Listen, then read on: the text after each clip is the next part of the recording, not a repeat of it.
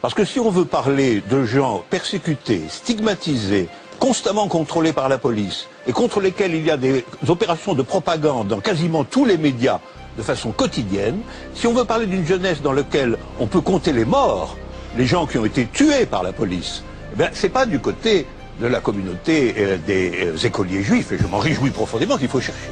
C'est certainement du côté, en effet, de ce que nous appelons la jeunesse populaire.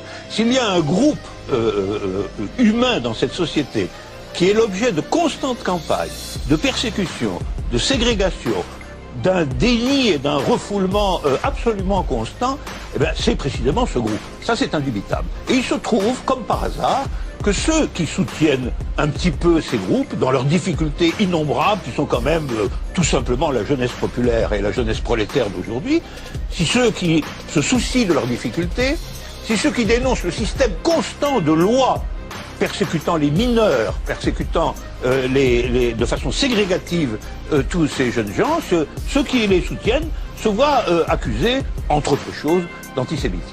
Et ça, c'est tout de même le fond de l'affaire. Donc, il y a réellement un problème de l'usage du mot antisémite aujourd'hui dans le champ idéologique et politique.